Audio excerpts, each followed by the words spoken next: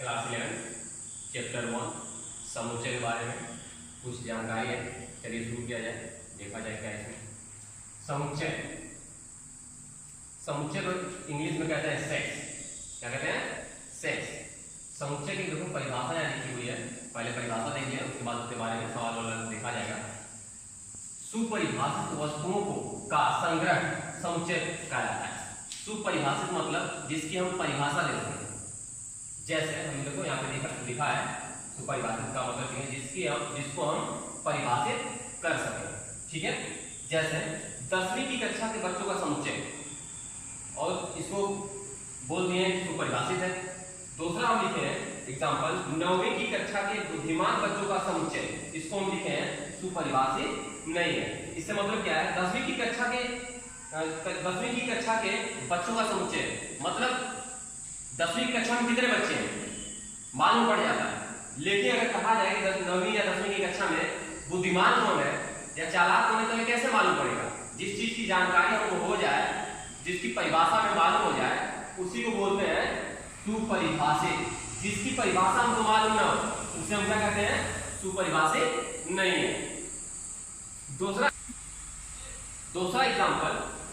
Example है अंग्रेजी वर्णमाला के स्वरों का समुच्चय। स्वर को लोग जानते ही हो, जिसे हम कहते हैं वावेल। इंग्लिश में क्या बोलते हैं? वावेल। अब जैसे मान लीजिए ये बराबर ए ई आई ओ यू, ये इसका क्या है? समुच्चय। समुच्चय का ये सिंबल होता है। जैसे हम बचपन में या छोटे में 9-10 में या 4-5 में पढ़े हैं ना, मझला कोष्टक। क्या बोलते हैं? मझला कोष्टक। अब 11 में चले गए तो उसी का नाम हो गया है समुच्चय, इसी का संकेत है। अगर हम इस चीज को ऐसे लिख दें ए ई आई ओ और यू, ये अब इसको हम समुच्चय नहीं कह सकते, ये सिर्फ वावेल है। जब इसका एक सिंबल दे दिया, इसका संकेत दे दिया जाए इस मझले कोष्टक से, अब ये हमारा हो गया समुच्चय, सेट हो गया है। ए बराबर ये हो गया। अब इसके अंदर देखो ए ई आई ओ यू कितने हैं? 5 हैं। इन पांचों को बोला जाता है अवयव। कोई भी चीज हो, कोई भी चीज लिखी जाती है, जैसे यहाँ पे लिख रहे हैं हम 2 5, ये एक सेट बन गया। सिर्फ 2 5 लिखे तो नहीं, ये हटा देगा, ये कोई सेट नहीं है, कोई समुच्चय नहीं है। लेकिन ये सिंबल जब लग गया तो ये क्या है? समुच्चय है। अब इसमें पूछा है कितने अवयव है या एलिमेंट्स। इंग्लिश में क्या बोलते हैं? एलिमेंट्स। कितने हैं? तो हम कहेंगे एक और ये 2 एलिमेंट्स हैं या 2 है। उसी तरह हम बता दें यहाँ पे ए ई आई ओ यू 1 2 3 4 5, इसको क्या बोलेंगे? पांचों अवयव कितने हैं? 5 है। एलिमेंट्स कितने हैं? 5 है। समुच्चय का संकेत देखो नीचे हम बना दिए हैं, इस मझले कोष्टक से ही दर्शाया जाता है। अब हम पढ़ेंगे प्राकृतिक संख्या। 9 10 में 8 में 7 में पढ़ा होगा आप लोगों ने। प्राकृतिक संख्या किसे कहते हैं? प्राकृतिक संख्या किसे कहते हैं? जैसे 1 से 100 तक या करोड़ों लाखों सब गिनते। 1 से जो शुरू हो गई पहले से जितनी शुरू हुई संख्याएं करोड़ों लाखों सब क्या है? प्राकृतिक संख्याएं। ठीक है, अब इसमें लिखा हुआ है प्राकृतिक संख्याओं का समुच्चय। तो हम पहले लिखे हैं, देखो पहले ये अगर सिंबल हटा देंगे, संकेत हटा देंगे, तो ये सिर्फ प्राकृतिक संख्या हो जाएगी। क्या हो जाएगी? प्राकृतिक संख्या। 1 2 3 4 5 से डाटा अलग करके तो सैकड़ों आती रहती है। लेकिन हमें लिखना क्या है? प्राकृतिक संख्याओं का समुच्चय। अब ये जब सिंबल हटा तो प्राकृतिक संख्या, अब सिंबल जब लग गया है तो ये प्राकृतिक संख्याओं का समुच्चय हो गया है। ठीक है, या इसको अंग्रेजी प्राकृतिक संख्या को अंग्रेजी क्या कहते हैं? Natural number. क्या कहते हैं? Natural number. इसको दर्शाते हैं हम नेचुरल नंबर n से। इसे दर्शाते हैं n से। दूसरा हमारे पास है पूर्ण संख्याओं का समुच्चय। पूर्ण संख्या पहले समझो किसे कहते हैं? पूर्ण संख्या उसे कहते हैं जो 0 शुरू हो। प्राकृतिक संख्या किसे कहते थे? जो 1 से शुरू हो और सैकड़ों लाखों करोड़ों तक चली जाए, उसे प्राकृतिक संख्या कहते हैं। अब हमें पढ़ना है पूर्ण संख्या। पूर्ण संख्या उसे कहते हैं जो 0 शुरू हो। प्राकृतिक 1 से शुरू हो रही है, पूर्ण किससे शुरू हो जा रही है? पूर्ण संख्याओं का समुच्चय। तो हम क्या? 0 जो संख्या शुरू होगी, 0 1 2 3 डाट डाट डाट लाखों करोड़ों सैकड़ों होता है, उसी को हम क्या करेंगे? पूर्ण संख्या। अब इसको हम छिपा देंगे, इस सिंबल को, इस संकेत को छिपा दे रहे हैं तो ये तुम्हारी पूर्ण संख्या होगी। लेकिन यही सिंबल लाके लगा दिए तो ये हो गया पूर्ण संख्याओं का समुच्चय। सिर्फ अगर ये लिखे 0 1 2 डॉट डॉट कुछ भी संख्या लिखे तो ये सिर्फ पूर्ण संख्या है, न कि ये समुच्चय नहीं है। लेकिन इसी को अगर हम इस सिंबल द्वारा, इस संकेत द्वारा, समुच्चय के संकेत द्वारा दिखा दिया जाए, ये हो गया समुच्चय। ठीक है, इसको अंग्रेजी में होल नंबर कहते हैं। दर्शाते किससे हैं? W से। कहीं W लिखा हो, W से क्या होता है? होल नंबर, इसे हम कहते हैं पूर्ण संख्या। क्लियर? तीसरा है पूर्णांकों का समुच्चय। अब पूर्णांक किसे कहते हैं? संख्या शुरू होती है पूर्ण संख्या, उसी से बना हुआ है पूर्णांक।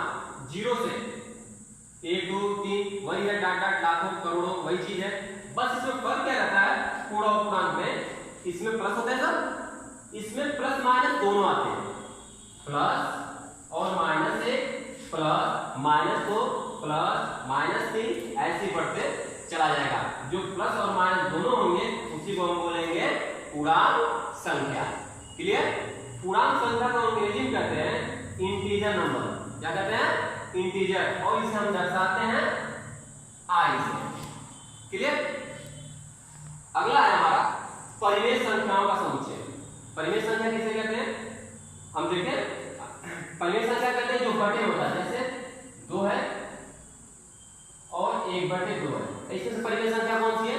दोनों है। ये भी परिमेय संख्या है, ठीक है, परिमेय संख्या है, और ये भी परिमेय संख्या है।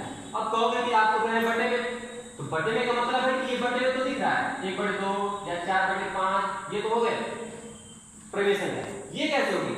हम जानते हैं कि 2 3 4 5 8 जितना भी लिखा हो उसके नीचे एक क्या होता है? हमेशा छिपा रहता है ना, जो अदृश्य होता है, दिखाई देता है, अपने से समझ के लिखना होता है। उसी को देखो परिमेय संख्याओं का समुच्चय। अब इसी चीज को अगर हम लिखते हैं ऐसे, ये तो पहले होगी परिमेय संख्या। अब इसी को हम इस सिंबल से दर्शा दे रहे हैं मझला कोष्ठक, जिसे हम समुच्चय कहेंगे। हम मझला कोष्ठक नहीं कह सकते, समुच्चय कहेंगे। समुच्चय के सिंबल से अब ये हो गया परिमेय संख्याओं का समुच्चय। क्लियर? इसको अंग्रेजी में कहते हैं रेशनल नंबर, और इसे हम R से डोनेट करते हैं या दर्शाते हैं। क्लियर? परिमेय संख्या का कोई एग्जांपल दे दिया जो भी समझाएं। मतलब इसमें समुच्चय के सिंबल है, इसमें देखो माइनस भी लगा सकता है, कोई दिक्कत नहीं। इसमें परिमेय संख्या में 2 रहेगा। अब नीचे देखो यहाँ पे छिपा होता है, -3/2 हो सकता है, -7/5 हो सकता है, कुछ भी बटे में वो तुम्हारी परिमेय संख्या है। जैसे हम 3 लिख दिए, अब ये तो बटे में नहीं है, लेकिन हमेशा यहाँ क्या होता है? छिपा होता है। क्लियर है? इसको मिलते हैं परिमेय संख्या। अब दूसरा आगे है, जैसे दशमलव में आ जाए, ये संख्या जैसे 1/2 हो गई, 3/5 हो गई, 6/9 हो गई, कुछ भी ले लो, कुछ भी संख्या ले लो, इससे मतलब नहीं है। अब ये देखो 1.2 क्या है? परिमेय संख्या नहीं है। सही बात है, हमने कहा है जब बटे में रहेगी तभी वो परिमेय संख्या होगी। अगर इसी का रूप बदल दिया जाए, जैसे ये 1/2 है, अब इसको हम बदल रहे हैं। देखो अब ये 1/2 है, बटे करना है हमको, इसको किसमें बदलना है? परिमेय संख्या बदलना है। तो 0.1 अंक पे नीचे क्या कर देते हैं? 10 से भाग, 0.2 अंक पे रहता 100 से भाग, 3 अंक पे रहता 1000 से भाग। अब इसको हम मैंने करें, जब यहाँ 10 बढ़ाएंगे, ये ध्यान देना 10 से जब भाग देना है, ये दशमलव खत्म, दशमलव क्या हो जाएगा? खत्म, बस इतना आ जाएगा। ठीक है? अब इसका देखो बटे में हो गया कि नहीं हो गया? ये भी तुम्हारा परिमेय संख्या होगी। परिमेय संख्या सॉल्व कर दो, 2 छक्का 12 और 2 बचे 10, कितना हो गया? 6/5। अब देखो परिमेय संख्या होगी। पहले ये क्या थी? परिमेय संख्या नहीं थी, लेकिन इसका रूप हम बदल दिए हैं, अब ये बटे हो गई है, जिससे ये एक परिमेय संख्या बन गई है। क्लियर? और जब परिमेय नहीं होगी तो इस संख्या को क्या कहा जाएगा? अपरिमेय संख्या। क्लियर? ठीक है, इतने आज के लिए इतना ही है। अब इसे आप कॉपी में नोट करें या कॉपी भी बना लीजिए, डेली क्लास मिलता रहेगा।